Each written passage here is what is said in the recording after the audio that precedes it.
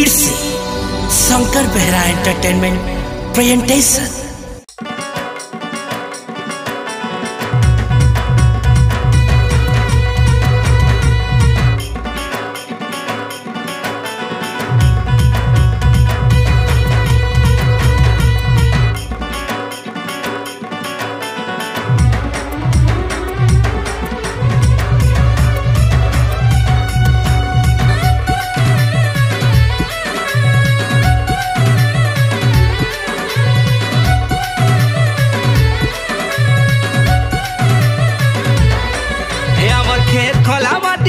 छुटुचे कहर रे छुटुचे कहर रे छुटुचे कहर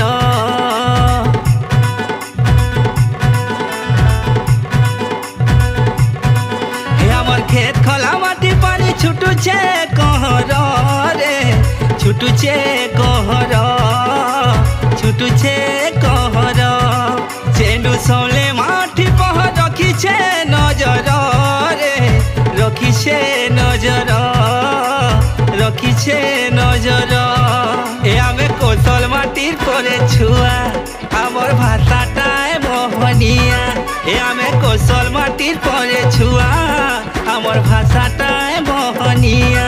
ए आमर बजा बजा ताले नाची गीत सुरे लाग सुरे केते बढ़िया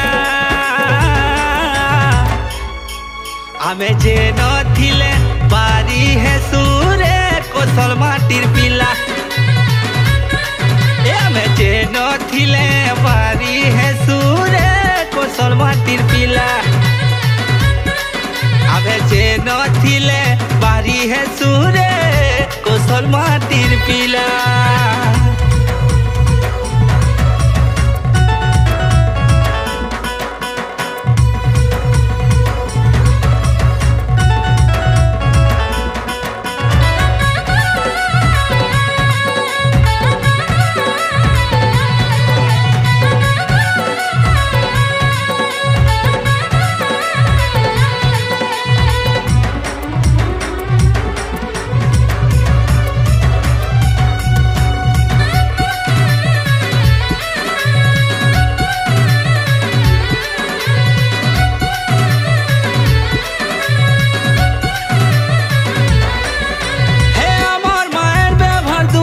हमें तो रंग रंगीला सतेरे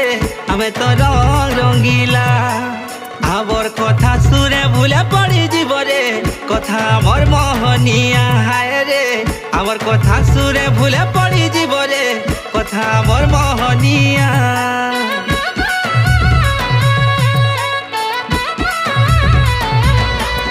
एहे आमर पिन्हन पटा संकनुनियारा पिन्हिथिले लुभानिया सतेरे पिन्हिथिले लुभानिया आमर रूप रंगे मोहनी भरिछे महकी जासी दुनिया महकी जासी दुनिया ए आमे कोसल माटिर परे छुआ आमर प्रेम भाव मोहनिया आमे कोसल माटिर परे छुआ आमर प्रेम भाव मोहनिया ए आमर प्रेम भाव के भूली नहीं पारो आए रे चौकड़िया आमे जे नथिले बारी है सूरे कोसल माटिर पिला ए आमे जे नथिले बारी है सूरे कोसल माटिर पिला आमे जे नथिले बारी है सूरे कोसल माटिर पिला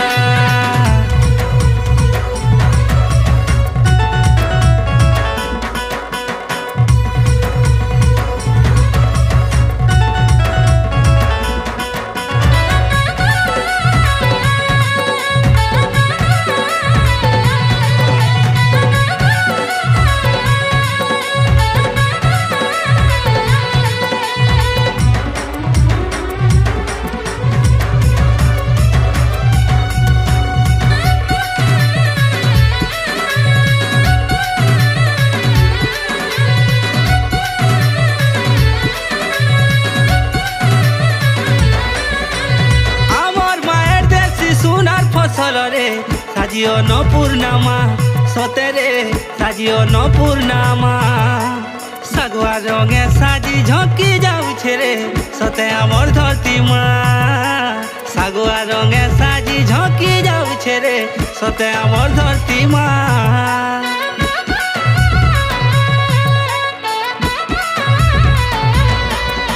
হতিহার পরব জানি যাত্রা লাগি রে সবুঠানে আমার না সতে রে সবুঠানে আমার না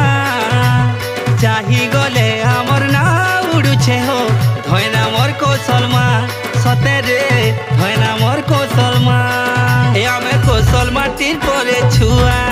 আমার গরবী মায়ের মা আমি কৌশল মাটির পরে ছুয়া আমার গরবী মায়ের মা हो वीर माटी सब वीर पुआ में माटी लगी है सुठिया में चेनो थिले बारी है सूरे कोसल माटीर पिला में चेनो थिले बारी है सूरे कोसल माटीर पिला हमें चेनो थिले बारी है सूरे कोसल माटी